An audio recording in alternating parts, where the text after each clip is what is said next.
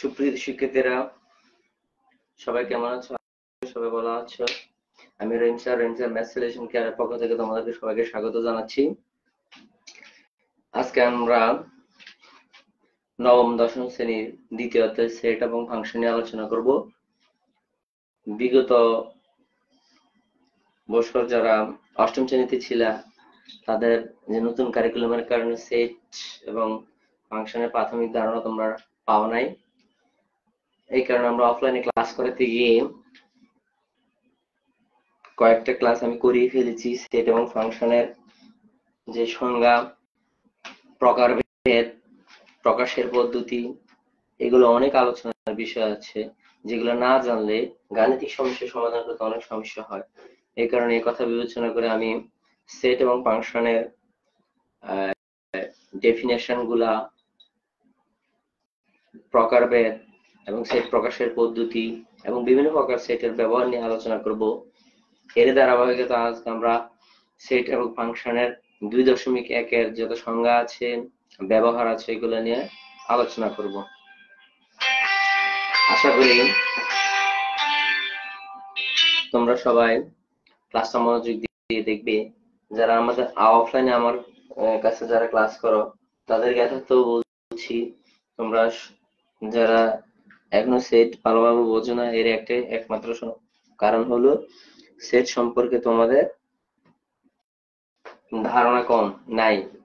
অষ্টম শ্রেণীতে সেট ছিল না, এই কারণে তোমরা সেট সম্পর্কে, আমি এখন গাণিতিক সমস্যার সমাধান করার দিকে যে সমস্যাটা বুঝলাম যে সেট সম্পর্কে তোমরা অনেক কিছু জানো না। তো আজকে আমরা যে বিষয়ে আলোচনা করব সেটা হচ্ছে সেট কি, সেটের উপাদানকে আমরা কিভাবে প্রকাশ করব, সেট প্রকাশের পদ্ধতি এবং বিভিন্ন প্রকার সেট সম্পর্কে আলোচনা করব। তো আমরা প্রথমে সেটের প্রকারভেদে চলে যাই। তোমরা মনোযোগ দিয়ে ক্লাসটা দেখবে।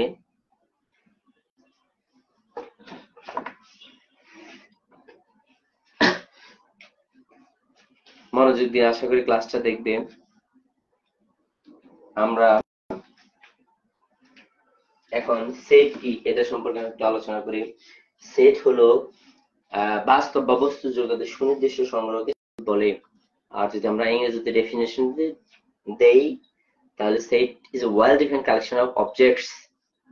আমরা সংজ্ঞাগুলো লিখবো না, কিন্তু আমি ডিটেলসে বলবো। সেটকে আমরা শুরুতে প্রাইমারি স্টেজের সেটের যে আলোচনা, একটা সেট কিভাবে প্রকাশ করে, কিভাবে, এটা থেকে আমি আলোচনা করব। তাহলে সেট কাকে বলে? বাস্তব বা সেটের যদি আমরা সংজ্ঞা লিখি, সেট কি? সেট তাহলে বাস্তব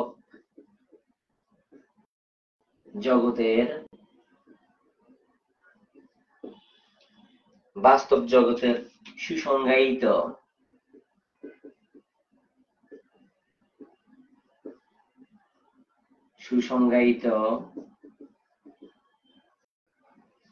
সুসংজ্ঞায়িত বস্তুর সমাবেশকে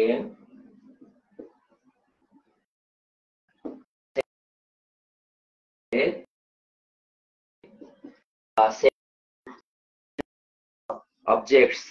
এখন বর্ণমালা করে অ্যালফাবেট যেগুলো আছে, অর্থাৎ সেটকে আমরা বড় হাতের A, B, C, up to X, Y, Z প্রকাশ করব।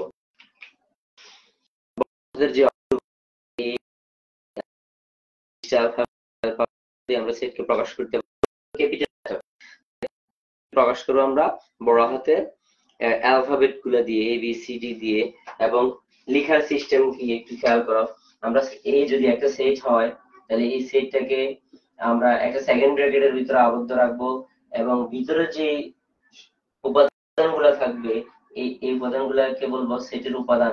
এখানে সেটের উপাদান হলো 1 2, এবং প্রত্যেকটা উপাদানকে আমরা কমা কমা দিয়ে লিখবো এবং মানের ঊর্ধ্বক্রম অনুসারে সাজিয়ে লিখবো। মানের ঊর্ধ্বক্রম বলতে ছোট থেকে বড় অনুসারে সাজিয়ে লিখবো। আমরা যদি একটা সেটে একই উপাদান যদি দুইবার থাকে তাহলে আমরা এটাকে একবার লিখবো। যদি 1 2 এরকম থাকে তাহলে আমরা টু একবারে লিখবো। তাইলে আমরা সবসময় খেয়াল রাখবো সেটকে আমরা বড় হাতের অক্ষর দ্বারা প্রকাশ করব, সেটকে সেকেন্ড ব্র্যাকেটের ভিতরে আবদ্ধ রাখবো এবং সেটের প্রত্যেকটা উপাদানকে কমা কমা দ্বারা আলাদা করব। তাহলে এটা আমরা গেল সেট কি, তাহলে সেট হলো বাস্তব জগতে সুসংজ্ঞায়িত বস্তুর সমাবেশকে সেট বলে। Set is an well defined collection of objects. তাহলে সেটকে আমরা ইংরেজি বড় হাতের অক্ষর A B C up to X Y Z ইত্যাদি দ্বারা প্রকাশ করব। এবং লেখার যে পদ্ধতিটা দেখো, আমি এ লিখেছি, সমান চিহ্ন দিয়েছি এবং একটা সেকেন্ড ব্র্যাকেটের ভিতরে আবদ্ধ রেখেছি। সেটের ভিতরে যে উপাদানগুলো আছে এলিমেন্ট, সেটের উপাদান, আমি সেটের উপাদান নিয়ে আলোচনা করব। এটার একটা চিহ্ন আছে। সেটের উপাদানকে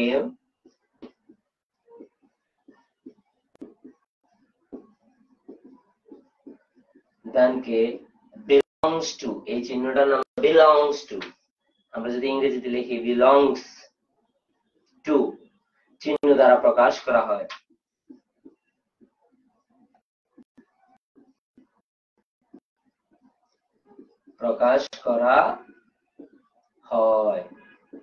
তাহলে এটা হলো সেটের উপাদানের চিহ্ন, belongs to হলো সেটের উপাদানের চিহ্ন। আমরা খেয়াল রাখবো সেটের উপাদানের চিহ্ন belongs to, এই চিহ্নটা হলো belongs to চিহ্ন দ্বারা প্রকাশ করা হয়।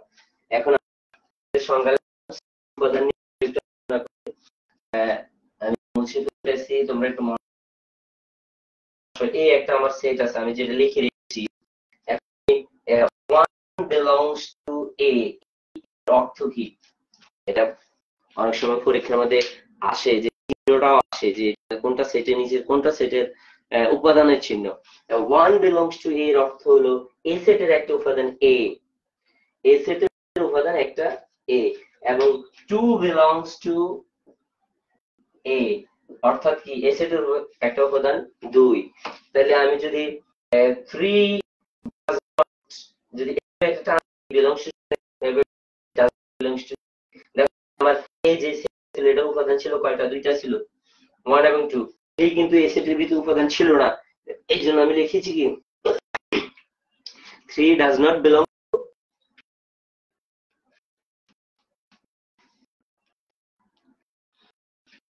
লাইফ। অনেক সময় সমস্যা হয়, এদের সমস্যা করে, তোমরা এগুলো একটু ভালোভাবে মনে রাখো। দেখো তাহলে 3 does not belong to, এটাকে আমরা কি বলবো? does not belongs to। belongs to হলো সেটের উপাদান, আর does not belongs to সেটের উপাদান নয়। আমার এই সেট এবং 2 দুটো উপাদান আছে, 3 কিন্তু এই সেটের মধ্যে নাই। তাহলে এটা আমি করব 3 does not belongs to, does not belongs to, does not belongs to does not belongs to a, অর্থাৎ 3 এ সেটের উপাদান নয়। এখন আসো সেটের উপাদানকে আমরা কি কি দ্বারা প্রকাশ করতে পারি। এখানে আমি দুইটা উপাদান অলরেডি লিখেছি, যেগুলা আমাদের সংখ্যা যেগুলো আছে, বাস্তব সংখ্যার যে সংখ্যাগুলো আছে সবগুলোতে আমরা সেটের উপাদানগুলা লিখি। আমরা সাধারণত ইন্টিজার দিয়ে লিখি, তবে আমরা ফ্র্যাকশন দিয়েও কি সেট প্রকাশ করতে পারি, কোনো সমস্যা নাই। তবে আমরা সেটের উপাদানকে 1 2 3 4 5 ইত্যাদি, অথবা আমাদের যে অ্যালফাবেট গুলো আছে ছোট হাতের এ বি সি ডি, আমি ছোট হাতের এই কারণে বলছি এক্স ওয়াই জেড, সেটকে ক্যাপিটাল লেটার দ্বারা প্রকাশ করেছি। আর সেটের উপাদানগুলোকে আমরা 1 2 3 মাইনাসও হতে পারে প্লাসও হতে পারে, যেকোনো বাস্তব সংখ্যা দ্বারা প্রকাশ করব। এবং A B C D X Y Z হলো সেটের উপাদান, অর্থাৎ ছোট হাতের অক্ষর দ্বারা সেটের উপাদানকে প্রকাশ করব। আমি আরেকটা যদি সেট লিখি বি, দেখো ক্যাপিটাল লেটার লিখেছি, এর উপাদান আমি লিখতে পারবো এ বি সি। তাহলে এই সেটটার উপাদান হলো 3টা, এই সেটের উপাদান হলো 3টা এ বি সি, এবং অ্যালফাবেট গুলোকে আমরা ক্রম অনুসারে সাজিয়ে লিখবো, অর্থাৎ এ বি সি সিরিয়াল অনুযায়ী লিখবো, সিরিয়াল যাতে ব্রেক না হয়। আর আমরা যখন সংখ্যা লিখবো তখন মানে ঊর্ধ্বক্রম অনুসারে সাজিয়ে লিখবো। একটা সেটের উপাদান যদি দুইবারও হয় তাহলে আমরা এটা একবার লিখবো। যদি আরেকটা সেট আমি সি লিখলাম, যদি একটা উপাদান 1 2 2 থাকে তাহলে 2 আমি দুইবার লিখবো না, একবার লিখবো। 2 দুইবার লিখবো না, একবারে লিখবো। তাহলে এটা হলো সেটের উপাদান। তাহলে সেটের উপাদানকে আমরা চিহ্নটা আমি বলেছি বিলংস টু চিহ্ন দ্বারা প্রকাশ করা হয়। তাহলে আরেকটা আছে যে ডাজ নট বিলংস টু ব্যবহার বলেছি। আমি যদি এখন লিখি small e does not belongs to be, তাহলে এটা দ্বারা কি বোঝায়? এটা দ্বারা বোঝায় যে ই সেটে বি সেটের মধ্যে ই উপাদানটা নাই। বি সেটের মধ্যে কি আছে? এ আছে, বি আছে এবং সি আছে। তাহলে ই কিন্তু বি সেটের মধ্যে নাই, এটা আমাদের খেয়াল করতে হবে। তাহলে সেটের উপাদানকে আমরা বিলংস টু চিহ্ন দ্বারা প্রকাশ করব। আর যদি বিলংস টুর মধ্যে এইদিকে একটা দাগ থাকে তাহলে এটা ডাজ নট বিলংস টু, মানে এটা এই সেটের উপাদান নয়। আমাদের গাণিতিক সমস্যার সমাধানের ক্ষেত্রে আমরা এগুলো খেয়াল রাখবো। এবার আসছে সেট প্রকাশের পদ্ধতি। সেটকে কিভাবে প্রকাশ করা যায়? সেট প্রকাশের পদ্ধতি।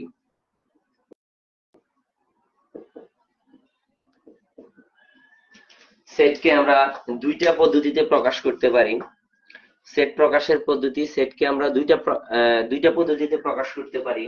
একটু খেয়াল করো, আমি যদি লিখি নাম্বার 1, এক নাম্বার হলো আমাদের তালিকা পদ্ধতি। আমাদের ইংরেজি গুলো আমরা একটু মনে রাখবো, তালিকা পদ্ধতি, তালিকা পদ্ধতি। আর আমার 2 নম্বর হলো সেট গঠন পদ্ধতি, সেট গঠন পদ্ধতি। তাহলে সেটকে আমরা প্রকাশ করব দুইটা পদ্ধতিতে, একটা হলো তালিকা পদ্ধতি আর একটা হলো সেট গঠন পদ্ধতি। দুটোটার পার্থক্য বুঝিয়ে দিব এবং একটাকে আরেকটাকে কিভাবে রূপান্তর করা যায় এটাও দেখিয়ে দিব। আর আমরা ইংরেজিটা বলছি, ইংরেজিটা মাঝে মাঝে আমাদের কাজে লাগে। সেট গঠন পদ্ধতিতে আমরা বলবো সেট বিল্ডার মেথড, এবং যে তালিকা পদ্ধতিতে আছে এটাকে আমরা বলবো টেবুলার মেথড অথবা সেট রোস্টার মেথড। তাহলে টেবুলার মেথড, তালিকা পদ্ধতির ইংরেজিটা আমরা একটু মনে রাখবো, এটা হলো tabular method, tabular method, method T H O D method. Or এটাকে বলে অবজেক্টিভ, মাঝে মাঝে আসে যে তালিকা পদ্ধতির অপর নাম কি? আমরা সাধারণত টেবুলার মেথডটাই বলে থাকি, কিন্তু এটার আরেকটা নাম আছে, রোস্টার মেথড, রোস্টার, আর ও এস টি ই আর মেথড, METHOD মেথড। আর দ্বিতীয় যে সেট গঠন পদ্ধতি এটাকে আমরা বলবো set builder method, VUILDER method, METHOD। তাহলে আমরা সেটকে দুইটা পদ্ধতিতে প্রকাশ করতে পারি। গুরুত্বপূর্ণ যে পরীক্ষা আসে যে সেট প্রকাশের পদ্ধতি কয়টা, তাহলে সেট প্রকাশের পদ্ধতি হলো দুইটা, একটা হলো তালিকা পদ্ধতি আর একটা হলো সেট গঠন পদ্ধতি। তালিকা পদ্ধতিতে টেবুলার মেথড অথবা মেথড, আর সেট গঠন যে পদ্ধতিতে আছে এটাকে বলবো আমরা সেট বিল্ডার মেথড। এখন আসলে দুটোটার মধ্যে পার্থক্যটা কি, মৌলিক পার্থক্যটা কি? What is the fundamental difference between tabular method and set builder method? অর্থাৎ দুটোর মধ্যে একটা পার্থক্য কি? আমাদের পরীক্ষা যখন আমরা দেখি সেট বিল্ডার মেথড থেকে অঙ্কটা সবচেয়ে বেশি আসে। এখন পার্থক্যটা একটু আমি তোমাদেরকে দেখিয়ে দিচ্ছি। তালিকা পদ্ধতিতে সরাসরি তুমি বলতে পারবা যে সেটের কয়টা উপাদান আছে, একটা সেটের কয়টা উপাদান আছে। আমি কিছুক্ষণ আগে যে সেট দেখছি, একটা সেট যদি আমি লিখি ইকুয়াল টু 1, 2, 3, এটা একটা সেট। তাহলে এটার উপাদান কয়টা আছে আমি বলতে পারি, তিনটা উপাদান আছে, একটা হলো 1, একটা হলো 2 এবং আরেকটা হলো 3। তাহলে এই সেটে তিনটা উপাদান আছে, আমি সরাসরি বলতে পারি। তাহলে এটা হলো তালিকা পদ্ধতি, পদ্ধতি অর্থাৎ পদ্ধতিতে সরাসরি বলা যায় সেটে কয়টা আছে।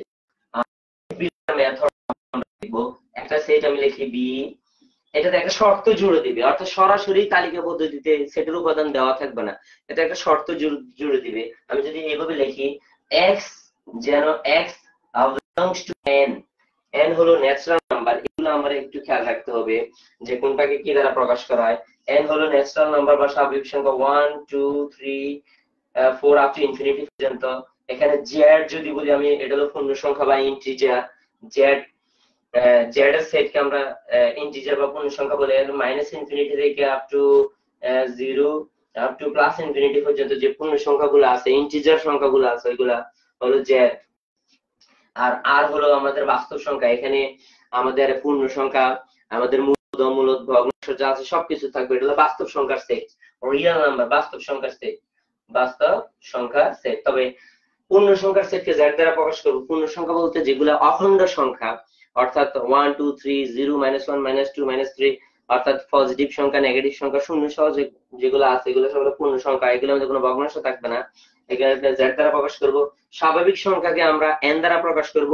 এগুলো বোঝা খুবই গুরুত্বপূর্ণ, কারণ সেট গঠন পদ্ধতি যখন আসবে তুমি যদি n কি এটা কি স্বাভাবিক সংখ্যা নাকি পূর্ণ সংখ্যা, এটা যদি না জানো তাহলে তুমি কি অঙ্ক করতে পারবে না, অঙ্ক করতে তোমার সমস্যা হবে।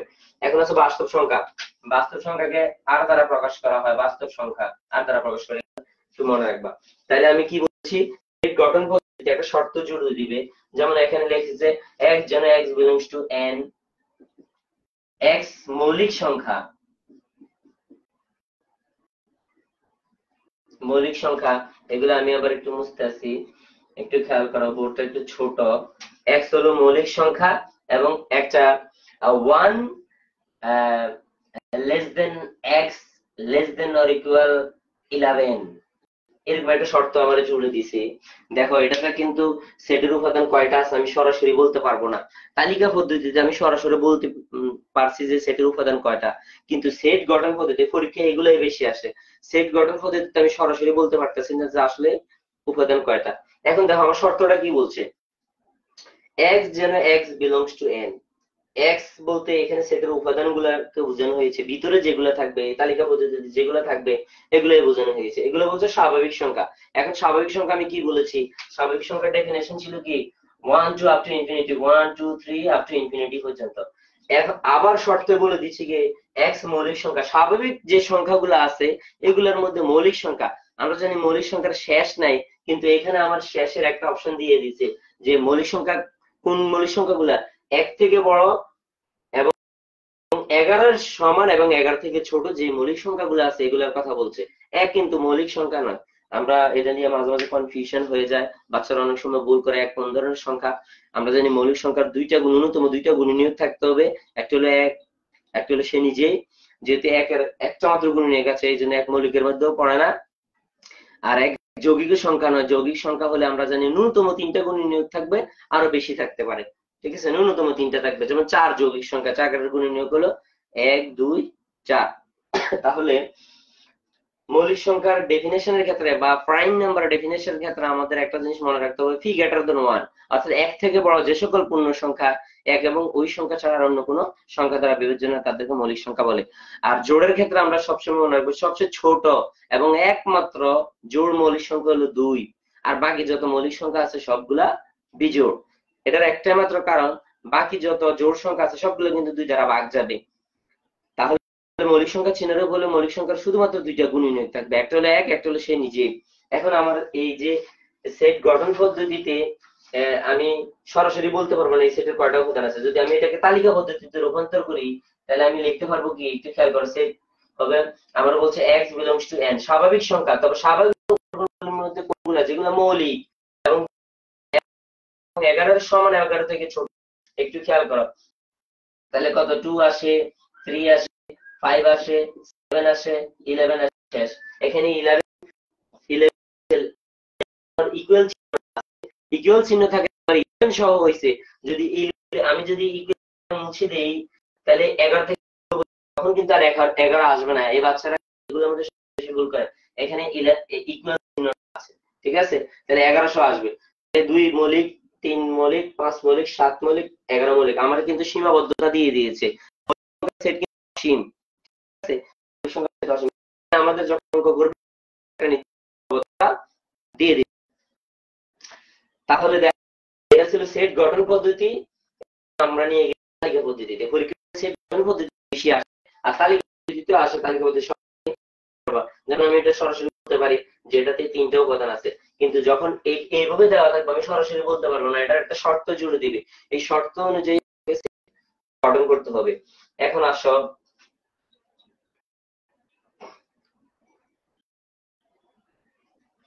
তাহলে আমরা সেট প্রকাশ পদ্ধতি দুইটা পাইলাম, একটা হলো তালিকা পদ্ধতি আর একটা হলো সেট গঠন পদ্ধতি। তোমাদের আমি যে গুরুত্বপূর্ণ বিষয়গুলো আছে এগুলো নিয়ে আলোচনা করব।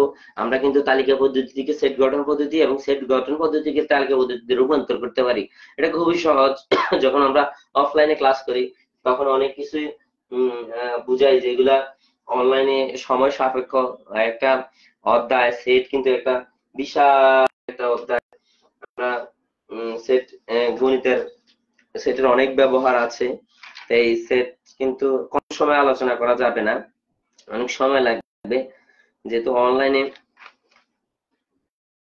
এই জন্য আমরা শুধু গুরুত্বপূর্ণ যেগুলো আছে এগুলা নিয়ে আলোচনা করব। তাহলে সেট গঠন পদ্ধতি আমরা পেয়েছি।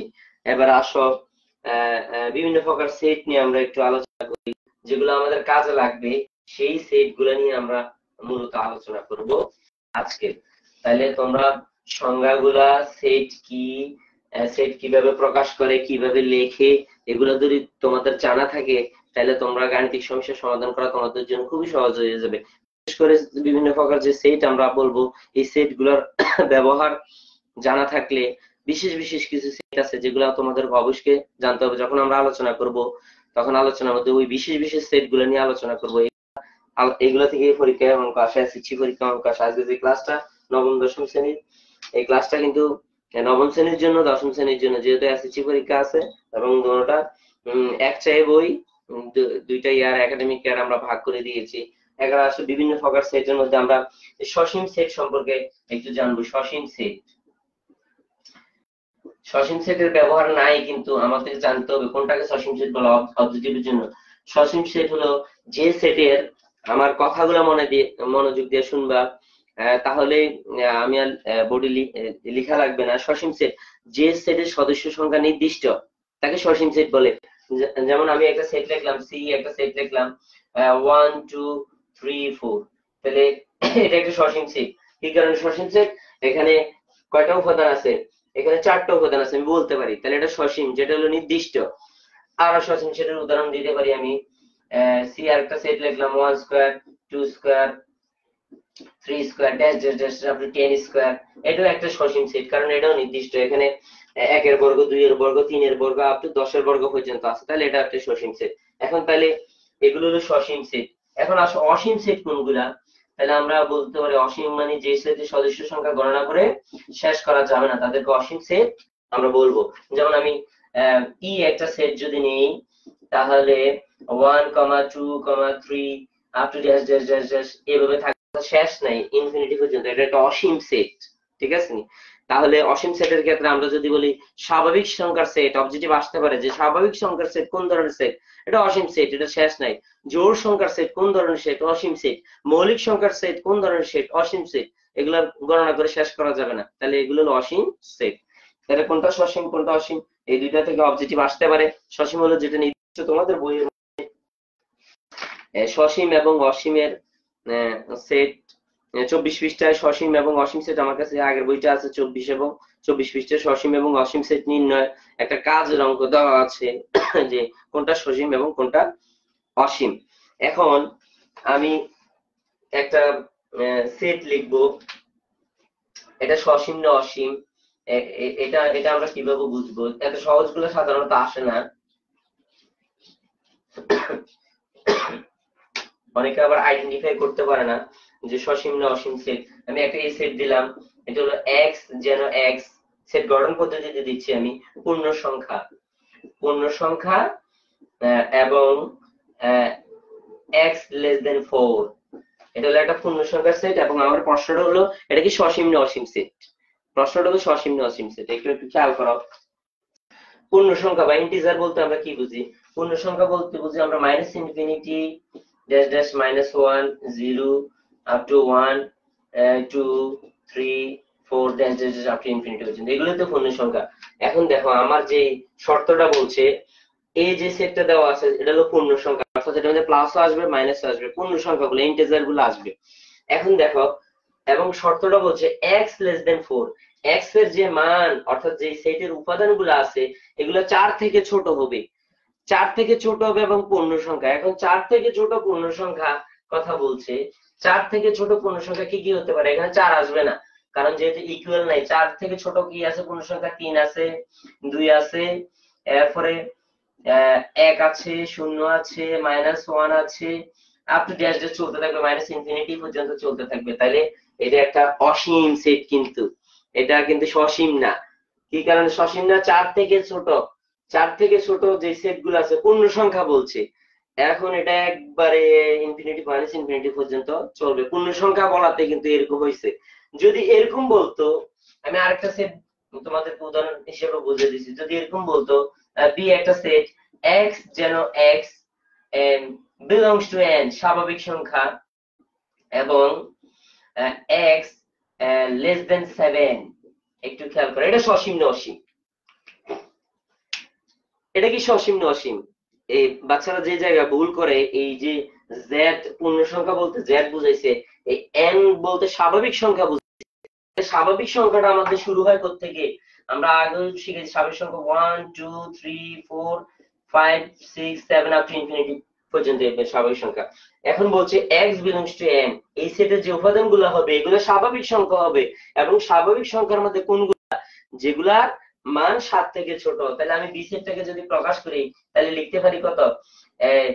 স্বাভাবিক সংখ্যা 1 2 3 4 5 6, 7 থেকে ছোট যেগুলো আছে। দেখো এটা একটা সসীম সেট কিন্তু।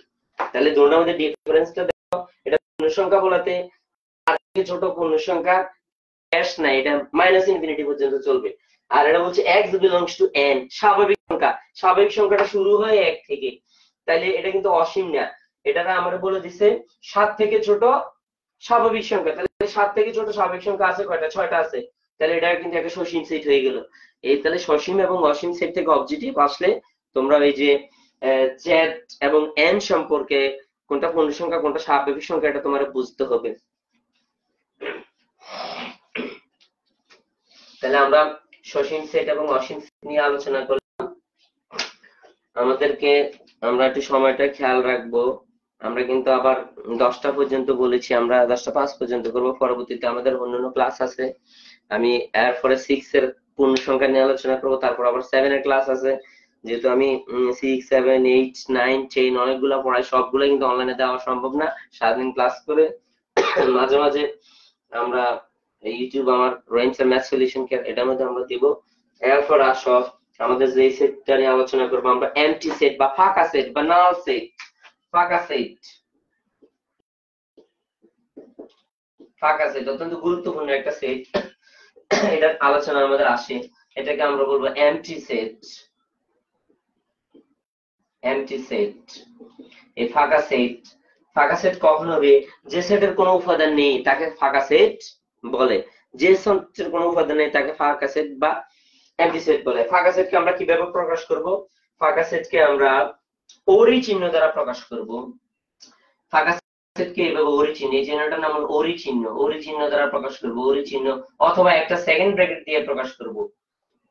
সেকেন্ড ব্র্যাকেট, শুধু খালি সেকেন্ড ব্র্যাকেট অথবা ফাঁকা সেট। যদি কেউ এভাবে লেখে ফাঁকা সেট তাহলে এটা ভুল হবে। এটা কি কারণে ভুল হবে? এটা ফাঁকা সেট না। ফাঁকা সেটকে এটা হলো সঠিক, এটা হলো সঠিক, আর এটা হলো ভুল। ঠিক আছে? তাহলে ফাঁকা সেটকে শুধু ওরি চিহ্ন দ্বারা প্রকাশ করব, অথবা শুধু সেকেন্ড ব্র্যাকেট দ্বারা প্রকাশ করব ফাঁকা সেটকে। তাহলে ফাঁকা সেট আমাদের অনেক ব্যবহার আছে। যখন আমরা সেটের ব্যবহার করব, ফাঁকা সেটের অনেক ব্যবহার আমরা পাবো।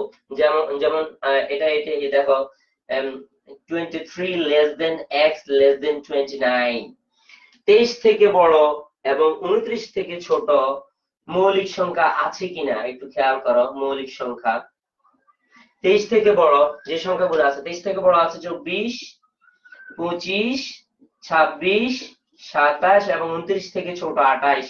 এর মধ্যে দেখো 24 মৌলিক না, 25 মৌলিক না, 26 মৌলিক না, 27 মৌলিক না, 28 মৌলিক না। তাহলে কিন্তু 23 থেকে বড় 29 থেকে ছোট মৌলিক সংখ্যা নাই, তাহলে এটা হবে ফাঁকা সেট। আমাদের যে কন্ডিশনটা দিয়েছে যে 23 থেকে বড় 29 থেকে ছোট কোনো মৌলিক সংখ্যা আছে কিনা, তাহলে আমরা যে 23 থেকে বড় এবং 29 থেকে ছোট যে সেটগুলো পেয়েছি 24 25 26 27 28, এগুলো সবগুলো মৌলিক না, তাহলে এটা হলো ফাঁকা সেট। তাহলে ফাঁকা সেটের অনেক ব্যবহার আছে। ফাঁকা সেটকে আমরা নাল সেট বা এমটি সেটও বলবো। এরপরে আছে আমাদের ভেন ডায়াগ্রাম আছে। জন ভেন, যার জন্ম ছিল 1834 এবং মৃত্যু 1923, তিনি সেটকে ভেন চিত্রের মাধ্যমে, ভেন ডায়াগ্রামের মাধ্যমে প্রকাশ করেছে। এজন্য তিনি কিছু সার্কেল, বৃত্ত এবং কিছু রেক্টেঙ্গেল, আয়তক্ষেত্র ব্যবহার করেছে। যেমন সেটকে এই একটা সেটকে আমরা এভাবে প্রকাশ করতে পারি। এটার উপাদান মনে করো 1 2, বি আর একটা সেট যদি আমরা বলি এটার উপাদান মনে করো 3 4, এভাবে। আবার পুরোটাকে আবার একটা আয়তক্ষেত্র রেক্টেঙ্গেলের মধ্যে আমরা আবদ্ধ দিয়ে একটা সার্বিক সেট সম্পর্কে আমরা ধারণা পাবো। তাহলে এভাবে ভেন ডায়াগ্রামের সাহায্যে সেটের সমাধান করা যায়। আমরা যখন গাণিতিক সমস্যার সমাধান করব তখন ভেন ডায়াগ্রাম বা ভেন চিত্র নিয়ে আলোচনা করব। আমাদের গুরুত্বপূর্ণ একটা সেট নিয়ে এখন আমি আলোচনা করব, সেটা হলো উপসেট।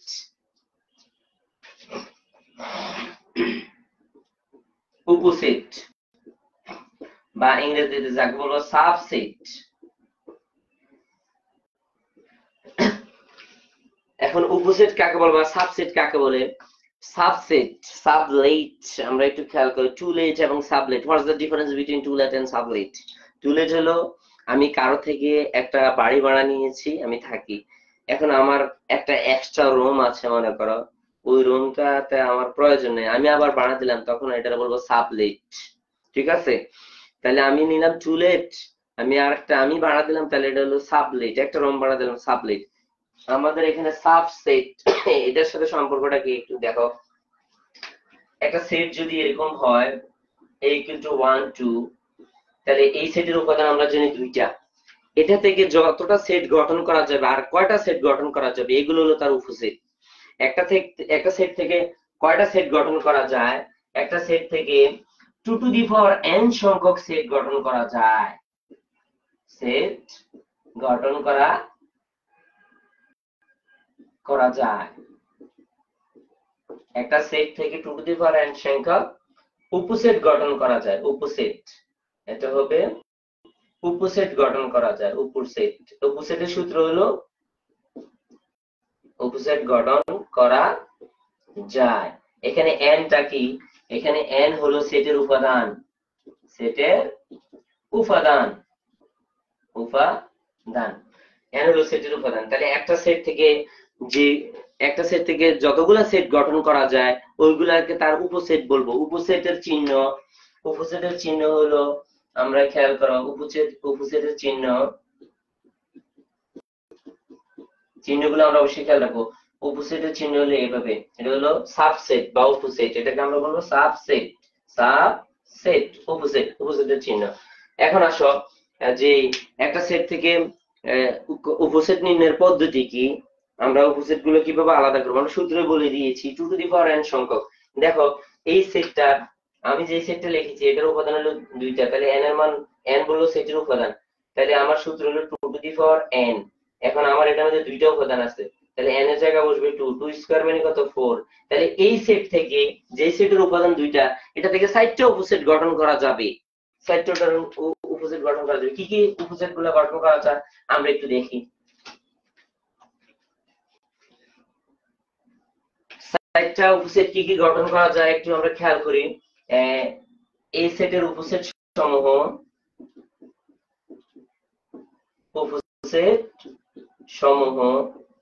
সমূহ কি কি? একটা হলো 1, একটা হলো 2,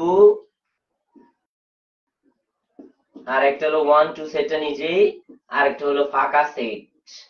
তাহলে এই 4টা সেট গঠন করা যাবে। এই সাইডটাকে বলবো আমরা এই সেটের উপসেট। তাহলে উপসেটের সূত্র হলো, মনে রাখবো অবজেক্টিভ পাশে উপসেটের সূত্র হলো 2n। 2n হলো সেটের উপাদান, এখানে দুইটা উপাদান আছে এইজন্য n এর মান 2 বসেছে, তাহলে 4টা উপসেট গঠন করা যায়, 1 2 3 4টা। আর ফাঁকা সেট হলো সকল সেটের উপসেট, একটু খেয়াল রাখবেন। ফাঁকা সেট বা এমটি সেট বা নাল সেট হলো সকল সেটের উপসেট, এটা কম্পালসরি থাকবে। এখন আমি আরেকটা অঙ্ক দিয়ে বুঝিয়ে দিয়েছি যে কয়টা উপসেট গঠন করা যাবে, কিভাবে গঠন করা যাবে। বি যদি একটা সেট হয়, এটার উপাদান দিলাম আমি 2 3 4। আমাদের যদি সূত্র বলি আমি যে কয়টা উপসেট গঠন করা যাবে এ থেকে, সূত্র হলো 2n। এখানে n হলো সেটের উপাদান, সেটের উপাদান কয়টা আছে? একটা দুইটা তিনটা আছে। তাহলে যদি আমি n এর মান 3 বসাই, 2³ মানে 8টা উপসেট গঠন করা যাবে। যদি উপাদান 4টা হয়, যদি এরকম একটা সেট হয় যে পরীক্ষা অবজেক্টিভ আসে 1 2 3 4, এটা থেকে কয়টা উপসেট গঠন করা যাবে? তাহলে 2⁴ উপাদান হলো 4টা, মানে 16টা উপসেট গঠন করা যাবে। এর মধ্যে ফাঁকা সেট হলো সকল সেটে উপসেট। তাহলে উপসেট সম্পর্কে খেয়াল হলো। এবারে আসো আমাদের আরেকটা সেট আছে যেটা হলো প্রকৃত উপসেট, প্রপার সাবসেট। আজকে আমরা এই প্রকৃত উপসেট পর্যন্ত আলোচনা করব, কারণ আমার নেক্সট ক্লাসে আমার ষষ্ঠ শ্রেণীর ক্লাস আছে, ষষ্ঠ শ্রেণীর লাইভে যেতে হবে। এর জন্য আমরা আজকে প্রকৃত উপসেট পর্যন্ত আমরা এটা কয়েকটা পার্টে করব। পরে সেটের ডেফিনেশন গুলো আলোচনা করার পর আমরা গাণিতিক সমস্যা, ছোটখাটো গাণিতিক সমস্যাগুলো যেগুলো পরীক্ষা আসতে পারে এগুলো তোমাদেরকে দেখিয়ে দিব। প্রকৃত উপসেট, প্রকৃত উপসেট, এই অবজেক্টিভটাও পরীক্ষা আসে। প্রকৃত উপসেট, প্রকৃত উপসেট, উপসেট বা ইংরেজিতে যদি আমরা বলি তাহলে প্রপার সাবসেট, প্রপার সাবসেট। এখন আসো, এ যদি একটা সেট হয় 1 2 3 যদি তার উপাদান হয় তাহলে তার প্রকৃত কি হবে? প্রকৃত উপসেটের সূত্র হলো 2 to the power n minus 1। দুই সূত্র, তাহলে প্রকৃত উপসেট হলো 2 to the power n minus 1। দেখো আমরা 2 to the power n, n হলো সেটের উপাদান, n তিনটা আছে, তাহলে তিনটে হলে 3 কিউব মাইনাস হলো 1 ইকুয়াল টু 3 কিউব হলো 8 মাইনাস 1, তাহলে 7টা উপসেট গঠন করা যাবে। তাহলে এই সেটের যদি উপাদান সংখ্যা 3টা হয় তার প্রকৃত উপসেটের সংখ্যা হবে 7টা। এখন কোনটা বাদ যাবে, এটা হলো প্রশ্ন। এখন প্রকৃত উপসেট কাকে বলে এই সংজ্ঞাটা আমরা একটু জানা দরকার। কোন সেট থেকে গঠিত উপসেট গুলোর মধ্যে যেগুলোর উপাদান সংখ্যা প্রদত্ত সেটের উপাদান সংখ্যা থেকে ছোট। আমি যে উপসেট গুলো গঠন করব, আমি উপসেট গুলো গঠন করে আরেকটু দেখাই দিতেছি। এখানে 8টা উপসেট কি হবে? একটা হবে 1, একটা হবে 2, একটা হবে 3, একটা হবে 1 2, আমরা অবশ্যই সেকেন্ড ব্র্যাকেট দেব যেহেতু সেট। একটা হবে 1 3, আরেকটা হবে 2 3, আরেকটা হবে 1 2 3, আরেকটা হবে ফাঁকা। এখন যদি আমি 8টা হইছে 1 2 3 4 5 6 7 8, আমি প্রকৃত সূত্র বলছি 2 to the power n minus 1, একটা কম। এখন কোনটা কম যাবে? যে আমার প্রকৃত উপসেটের সংজ্ঞা বলছে যে উপসেট গুলো হবে, এই উপসেট গুলা থেকে প্রকৃত উপসেট কোনগুলোকে বলবো? যে উপসেট গুলোর উপাদান সংখ্যা প্রদত্ত সেটের উপাদান সংখ্যা থেকে ছোট। তাহলে যেই সেটটা আছে এই সেটটা নিজেই বাদ যাবে, এই সেটটা নিজে বাদ যায়, বাকি যে 7টা থাকবে এগুলো হবে তার প্রকৃত উপসেট। তাহলে একটা উপসেটের যদি এরকম হয়, একটা সেটে 3টা উপাদান দেওয়া আছে, তাহলে প্রকৃত উপসেট হবে এই সেটটা ছাড়া বাকি যেগুলা আছে, বাকি যে 7টা আছে এগুলো তার প্রপার সাবসেট বা প্রকৃত উপসেট হবে। তাহলে প্রকৃত উপসেটের সূত্র হলো 2 to the power n minus 1। এখন একটা অবজেক্টিভ আমি তোমাদেরকে দিচ্ছি যে এটার প্রকৃত উপসেট কয়টা হবে। আমি একটা সেট দিলাম, সূত্রটা লিখে দিয়েছি 2 to the power n minus 1, একটা কম হবে। কোনটা কম হবে? সেটটা নিজেই কম হবে প্রকৃত উপসেটের ক্ষেত্রে। এখন আমি যদি একটা সেট লিখেছি ইকুয়াল টু 2 4 5 6 7 লিখলাম, আমি প্রশ্ন করলাম এর প্রকৃত উপসেট কয়টা। এখন দেখো স্যার, প্রকৃত উপসেট সূত্র হলো 2 to the power n minus 1। এখন উপাদান কয়টা আছে? একটা, দুইটা, তিনটা, চারটা, 5টা আছে, তাহলে 2 টু দি পাওয়ার 5 মাইনাস 1। এখন 2 টু দি পাওয়ার 5 এ কত আসে? 2 যদি আমরা 5টা গুণ করি কত? 32 আসে নাকি? 1 2 3 4 5, 2 দুগুণে 4, 4 দুগুণে 8, 2 দুগুণে 16, 16 দুগুণে 32, তাহলে 32 মাইনাস 1 তাহলে হবে 31। তাহলে এই সেটের উপাদান কয়টা? একটা, দুইটা, তিনটা, চারটা, 5টা। এটা দিয়ে উপসেট গঠন করা যাবে 32টা, আর প্রকৃত উপসেট হবে 31টা। কোনটা কম হবে? সে নিজেই কম হবে। তাহলে এটা হলো প্রকৃত উপসেট। তো আজকে এই পর্যন্ত রাখলাম। পরবর্তী ক্লাসে আমরা আমাদের সংযোগ সেট, সেট সেট, নিঃশেষ set, complement of set, universal set, আরো যে যে সেট গুলো আছে যেগুলো আমার গাণিতিক সমস্যা করতে কাজে লাগবে এগুলো নিয়ে আলোচনা করব। তো আশা করি প্রতিদিন আমি যে সময় দিয়েছি আজকে 9:30 চেষ্টা করব, 5-10 মিনিট আগে পরে হতে পারে। তোমরা যারা আমার সাথে অফলাইনে সরাসরি যুক্ত আছো তারা তো থাকবে, আর যারা ক্লাস মিস করেছো তারা ভিডিওটা ভালো করে দেখবা। কারণ এই সংজ্ঞাগুলো না জানলে আমাদের মেইন সমস্যা হলো আমাদের বইয়ের প্রত্যেক, শুধু সেট না, প্রত্যেকটা টপিকস আমাদের অঙ্ক গাণিতিক সমস্যা সমাধানের আগে আগে যে আলোচনাগুলো আছে, নিয়ম কানুন গুলো, এগুলো আমাদের শিখতে হবে, জানতে হবে। যদি আমরা গণিতে 100-এ 100 পাওয়া যায়, আর 100-এ 100 পেতে হলে তোমাকে কি করতে হবে? ম্যাথ আর ম্যাথে 100-এ 100 পেতে হলে তোমাকে সকল আলোচনা, বইয়ের কোনো কিছু বাদ দেওয়া যাবে না, টপ টু বটম তোমার সংজ্ঞা থেকে শুরু করে সবকিছু জানতে হবে। তবে নিয়ম কানুন জানাটা হলো উত্তম। নিয়ম কানুনটা যদি তুমি জানো তাহলে অঙ্ক গাণিতিক সমস্যা সমাধান করতে তোমার তত একটা সমস্যা হবে না। আমরা শুরুতেই যদি অঙ্ক ধরি, কোন নিয়ম কানুন না শিখি, তাহলে আমাদের অঙ্ক করতে সমস্যা হয়ে যাবে। এই জন্য আমাদের বেশিরভাগ বাচ্চারা বুঝতে সমস্যা হয়, যেটা আমি রিয়েলাইজ করেছি যে আসলে মেইন সমস্যা হলো তারা আসলে সেটের ডেফিনেশন গুলা জানে না, সংজ্ঞাগুলা জানে না, ব্যবহার জানে না। এই কারণে তারা সরাসরি অঙ্কের মধ্যে চলে যাওয়াতে তারা অবজেক্টিভে খারাপ করে। এবং সেট সম্পর্কে বা সেট বা অন্য যে কোনো টপিকস এর শুরুতে যে আলোচনাগুলো থাকে, বইয়ের আগে যে আলোচনাগুলো থাকে, সূত্র বলো বা নিয়ম কানুন গুলা বলো, এগুলো আগে জানবে, তারপরে যে অঙ্ক আমরা অ্যাপ্লাই করবো। নিয়ম কানুন তুমি এক সপ্তাহ শিখো, অঙ্ক একদিন তুমি শেষ করে ফেলতে পারবা। তো আজকের মতো এখানে, আল্লাহ হাফেজ। ধন্যবাদ সবাইকে, ভালো থাকবা, সুস্থ থাকবা। আগামীকাল আমরা চেষ্টা করব বাকি অংশ যে ডেফিনেশন গুলো আছে এগুলো নিয়ে আলোচনা করার জন্য। ধন্যবাদ।